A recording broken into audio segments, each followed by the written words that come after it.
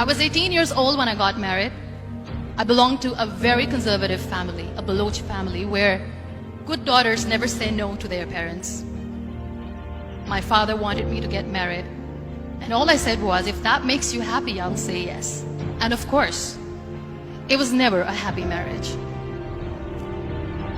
Just about after 2 years of getting married, about 9 years ago, I met a car accident. Somehow my husband fell asleep and the car fell in the ditch. He managed to jump out, saved himself. I'm happy for him. But I stayed inside the car and I sustained a lot of injuries. The list is a bit long. Don't get scared. I'm perfectly fine now. Radius ulna of my right arm were fractured. The wrist was fractured. Shoulder bone and collarbone were fractured. My whole rib cage got fractured. And because of the rib cage injury, lungs and liver were badly injured. I couldn't breathe. I lost urinary bowel control. That's why I have to wear the bag wherever I go. But that injury that changed me and my life completely as a person and my perception towards living my life was the spine injury. 3 vertebrae of my backbone, and I got paralyzed for the rest of my life. So this accident took place in a far-flung area in the outskirts of a very small province, Balochistan, where there was no first aid, no hospital, no ambulance. I was in the middle of nowhere in that toppled car. Many people came to rescue. They gave me CPR. They dragged me out of the car. And while they were dragging me out, I got the complete transection of my spinal cord. I finally ended up in a hospital where I stayed for 2.5 months. I underwent multiple surgeries. Doctors have put a lot of titanium in my arm. There's a lot of titanium at my back to fix my back. That's why people in Pakistan call me the Iron Lady of Pakistan.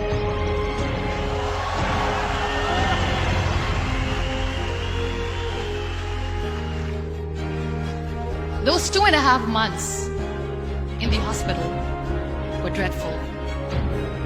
I will not make up stories just to inspire you. I was at the verge of despair.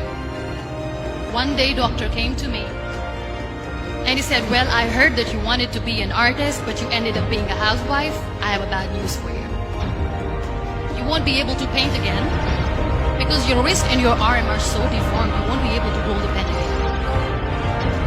I stayed quiet. Next day, doctor came to me and said, your spine injury is so bad, you won't be able to walk again. I took a deep breath and I said, it's all right. The very next day, doctor came to me and said, because of your spine injury and the fixation that you have in your back, you won't be able to give birth to a child again. That day, I was devastated. I still remember, I asked my mother, why me? And that is where I started to question my existence. Why am I even alive? What's the point of living? I cannot walk, I cannot paint, fine, I cannot be a mother. And we have this thing in our heads, being women, that we are incomplete without having children. I am going to be an incomplete woman for the rest of my life. What's the point? My mother said to me, this too shall pass. God has a greater plan for you. I don't know what it is, but He surely has.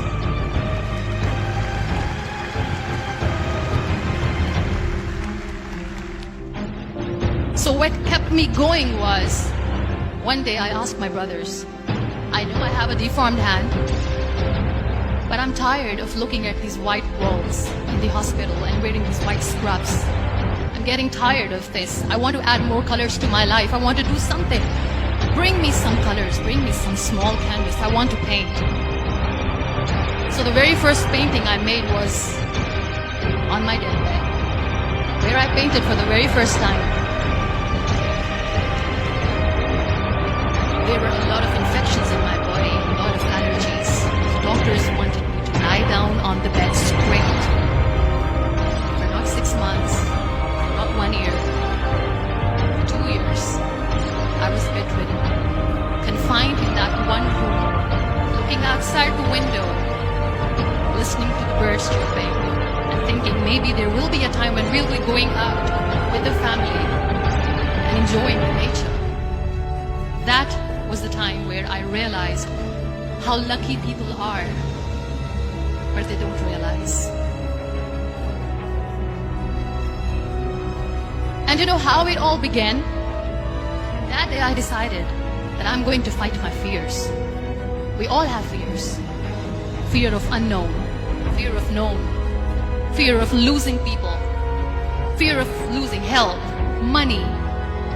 We want to excel in career, we want to become famous, we want to get money. We are scared all the time. So I wrote down one by one all those fears. And I decided that I'm going to overcome these fears one at a time. You know what was my biggest fear? Divorce. Work. But the day I decided that this is nothing but my fear, I liberated myself by setting him free. And I made myself emotionally so strong that the day I got the news that he's getting married, I sent him a text that I'm so happy for you and I wish you all the best. And he knows that I pray for him today.